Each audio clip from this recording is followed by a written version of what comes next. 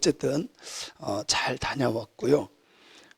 이제 거기에서 제가 성지순례를 하면 설교를 여러 편을 만들어요. 성지순례하면서. 오늘 본문 말씀도 바로 그런 말씀이거든요. 우리 한번 따라합시다. 신음소리를 들으라.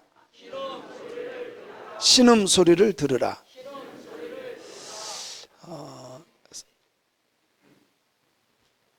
우리가 인사를 안 했죠?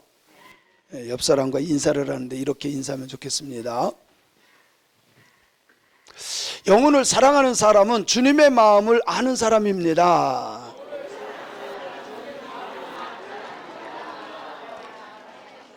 영혼 사랑하는 사람이 주님의 마음을 조금이나마 아는 사람이에요. 주님의 마음을 아는 영혼 사랑하는 자들 되길 바랍니다. 다시 한번 인사합니다. 오늘 또 그대를 통해 하나님의 뜻이 이루어지길 바랍니다.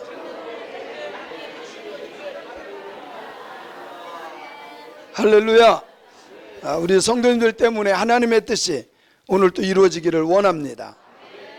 제가 출애굽 과정을 쭉 요르단은 제가 4번 갔고요, 애굽은 2번 갔어요. 근데 거기에 가면 드론을 갖고 와서 찍으려고 했는데 거기는 반입 자체가 안 돼요. 뺏겨서. 그래서 요르단도 마찬가지. 거긴 분쟁 지역이기 때문에 갖고 갈 수가 없었어요. 만약에 이거를 드론으로 찍었으면 너무 아름다웠을 것 같아요. 누군가가 이거 해야 되는데 다른 사람이 이렇게 할 줄을 몰라서 제가 하는 거예요. 자, 우리 본문 말씀에 보면 창세기에 보면 야곱의 12아들이 있는데 12아들 중에 특별히 11번째 요셉에 대한 이야기가 나와요. 성경에 보면 요셉은 색동옷을 입었다 그랬는데 색동옷이 그 당시에 없었어요. 색동옷이 아니고 케토네트라고 하는 단어인데, 히브리어 케토네트라고 하는 것은 옷은 2가지입니다. 하나는 종이나 노예들이, 일하는 사람들이 입는 옷인데 이것은 어깨 위로 잘려요. 어깨까지 드러나요. 그리고 바지는 아랫도리는 스커트, 치마 비슷하게 무릎 위에서 잘려요. 이거는 일하는 사람들이 입는 옷이에요. 그리고 요셉이 입었던 옷은 긴 옷이에요. 소매도 길고 이 아래 것도 길어요. 발을 덮을 정도로. 왜 그러냐면 일하지 않는 사람이 입는 옷이에요. 그래서 12아들이 있었지만 요셉만 이 옷을 입혔어요. 그래서 이제 아버지가 심부름을 시키죠. 형들 잘 양치고 있는지 한번 가봐라. 그랬더니 형들이, 야, 꿈꾸는 자가 온다. 저 녀석 때문에 우리 날마다 아버지한테 혼나. 그래서 이 형들이 머리를 짜는 게 죽이자. 그래서 웅덩이에 넣습니다. 여러분, 이 웅덩이에 넣으면 나올 수가 없어요. 깊기 때문에.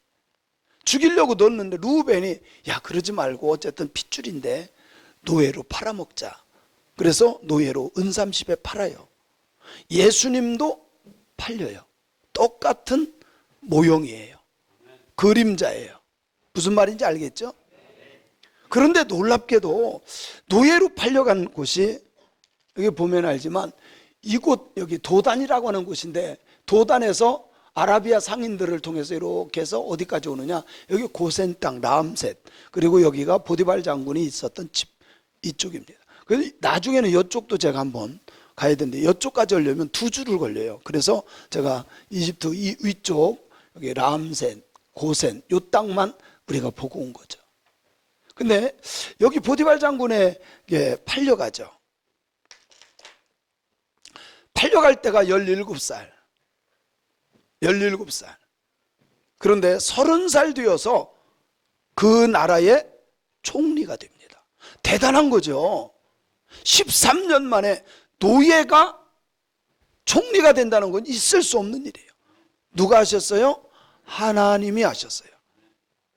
재주 있어서가 아니라 하나님께서 바로에게 꿈을 보여주시고 하나님이 그 요셉을 통해서 바로의 꿈을 해석하게 해요. 뭐냐면 바로가 꿈을 꾸는데 아주 풍성한 이삭이 나와요. 7개가.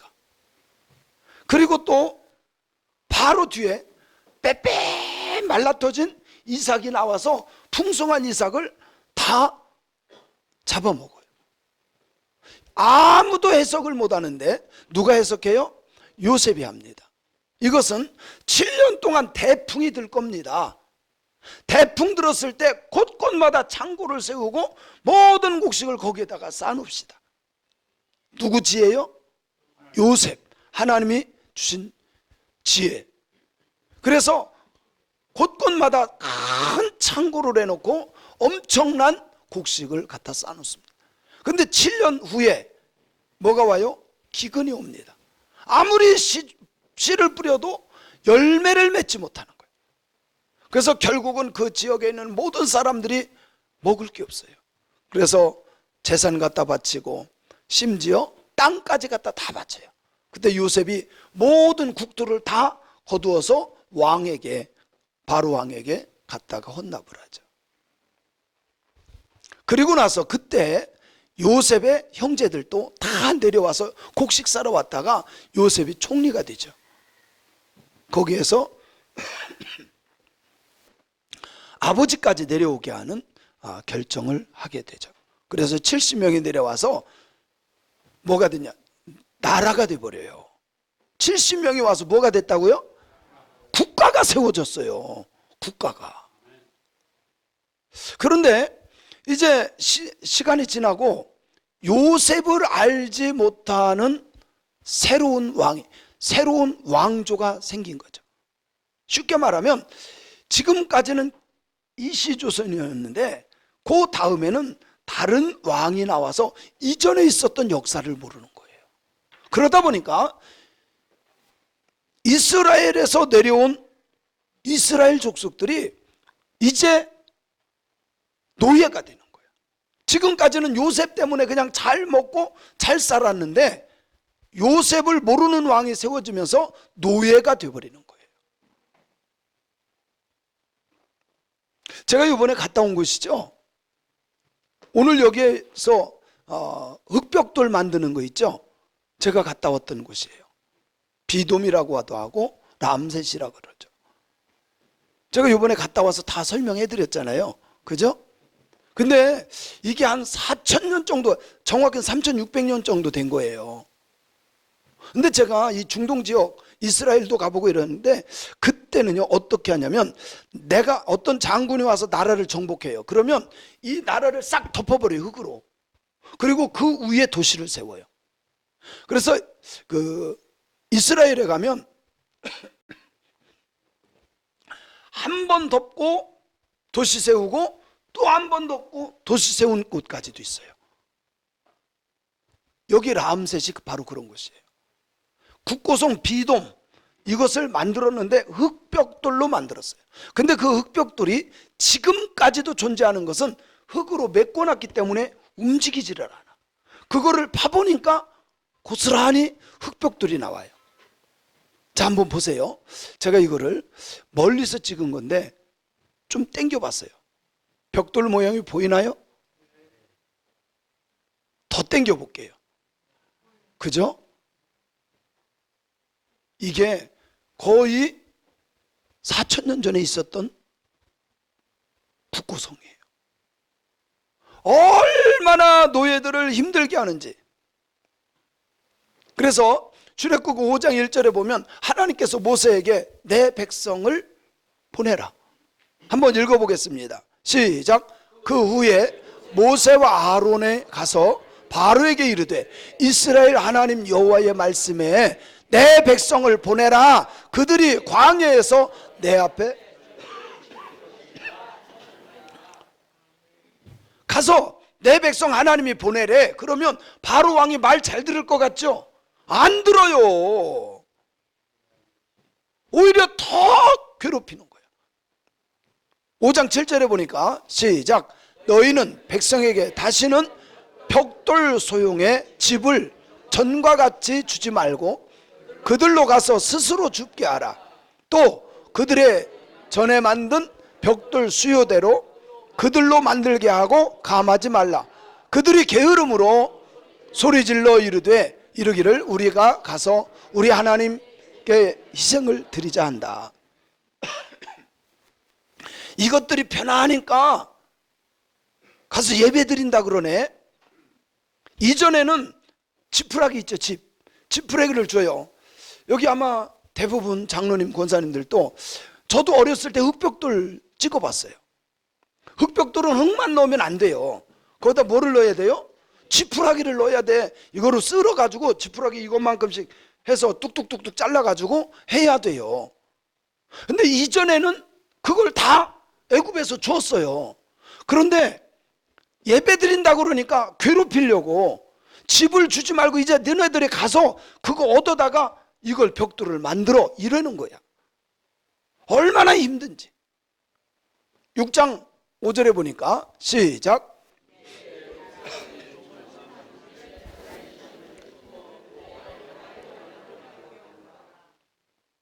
이건 하나님께서 이스라엘 백성들이 신음소리를 들었다는 거예요. 이제 애굽 사람의 종을 삼은 이스라엘 자손들이 뭐를 해요? 너무 고통받는 거야. 신음소리. 여러분, 우리도 마찬가지입니다. 우리 주변에 눈물 흘리는 사람들이 있는 것을 우리는 알아요. 가난 때문에, 질병 때문에. 진짜 큰 신음은 영혼이 지옥 갈 것을 알기 때문에 그 영혼이 부르짖는 소리 우리가 들어야 됩니다. 그 사람이 어쩌면 나의 부모님일 수 있어요. 여러분, 예수 없이 죽으면 미안하지만 지옥 갑니다. 그렇기 때문에 예수를 모르는 사람들은 얼마든지 욕할 수 있고 예수 안 믿는다고 할 수 있어요. 그러나 그의 영은 부르짖고 있다는 것을 깨달아야 돼요. 우리는 영적인 귀가 열려야 됩니다. 그래서 하나님께서 이스라엘 백성들의 신음소리를 들은 것처럼 우리 역시 마찬가지로 내 주변의 형제, 자매, 친구, 부모님, 그들의 신음소리, 영적인 신음소리를 듣고 주님에게로 인도하는 하나님의 사람들이 되어야 할 줄로 믿습니다. 여러분, 지금도 여러분 주변에 있는 예수 믿지 않는 사람들은 신음소리로 아우성일 거예요. 나 좀 구원해줘. 나 좀 구원해줘. 그런데 5장 22절에 보니까 시작. 모세가 여호와께 돌아와서 고하되 주여 어찌하여 이 백성으로 학대를 당하게 하셨나이까? 어찌하여 나를 보내셨나이까? 이것을 오늘날로 말하면 장로님들, 권사님들, 집사님들 전도해야 됩니다. 세상에 나가서 전도해야 됩니다. 전도하러 보냈어요. 그러면 뭐라 그래요? 세상 사람들이 너나 믿어 그래요. 오히려 아픔을 주고 고난을 줘요. 그래요. 그럼에도 불구하고 하나님은 우리에게 말씀합니다. 내 백성을 보내라. 내 백성을 보내라. 하나님은 우리에게 이렇게 말씀합니다. 시작. 너희로 내 백성을 삼고 나는 너희 하나님이 되리니 나는 애굽 사람의 무거운 짐 밑에서 너희를 빼내어 너희 하나님 여호와이니 주를 너희가 알지라. 내가 아브라함과 이삭과 야곱에게 주기로 맹세한 땅으로 너희를 인도하고 그 땅을 너희에게 주어 기업을 삼게 하리라. 나는 여호와로라 하셨다 하라. 하나님은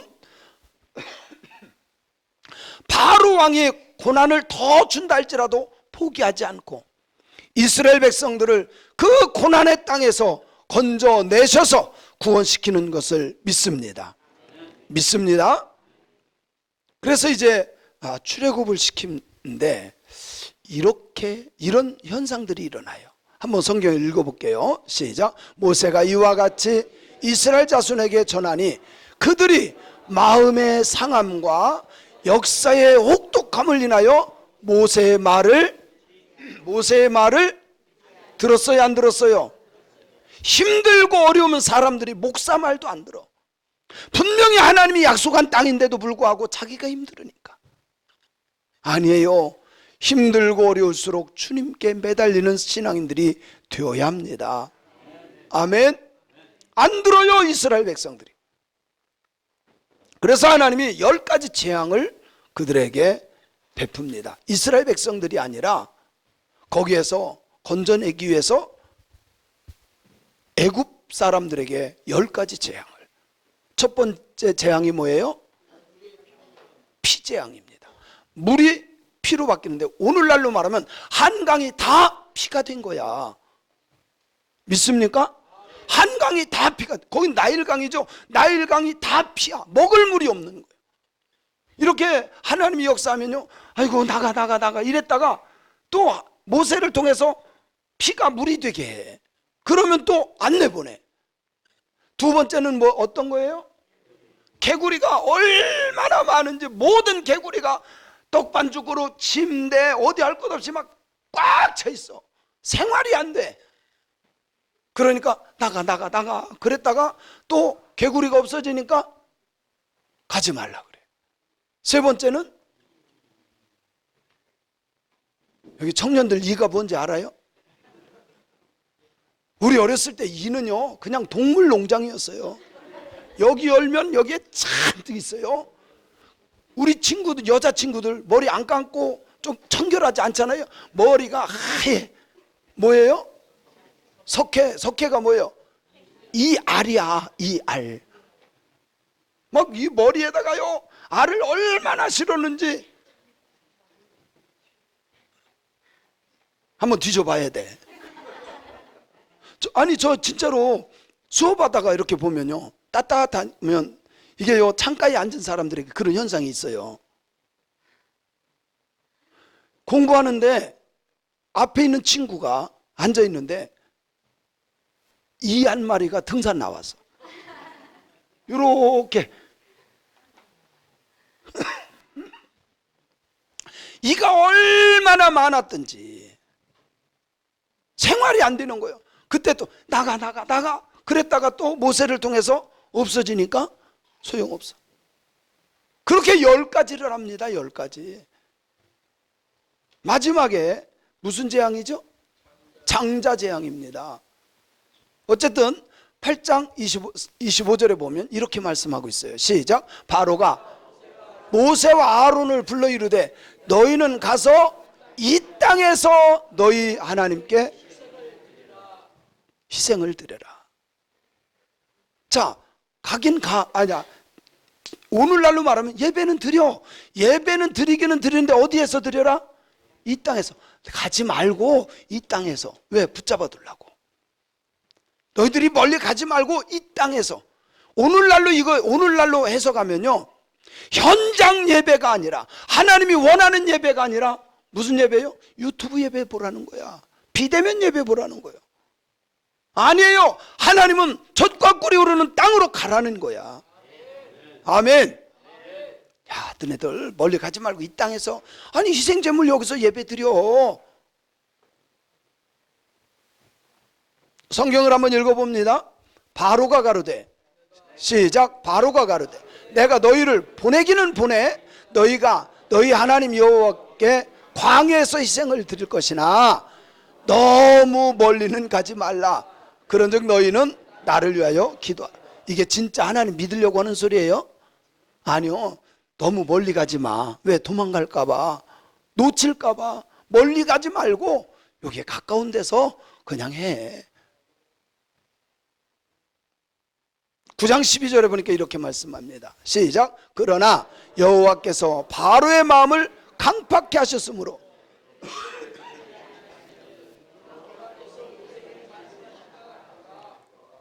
하나님께서 바로의 마음을 자꾸 강팍하게 합니다. 그래서 하나님의 말씀을 듣지 못하게. 왜? 10가지 재앙을 다 하고 내보내야 되니까. 그때 또 이렇게 말합니다. 시작. 바로가 그들에게 이르되 내가 너희와 너희 어린 것들을 보내면 여호와를 너희와 함께 하게 함과 일반인이라 삼갈지어다 너희 경영이 악하니라. 그는 불가하니 너희 남정만 가서 여호와를 섬기라. 이것이 너희의 구하는 바니라. 이에 그들이 바로 앞에서 쫓겨나니라.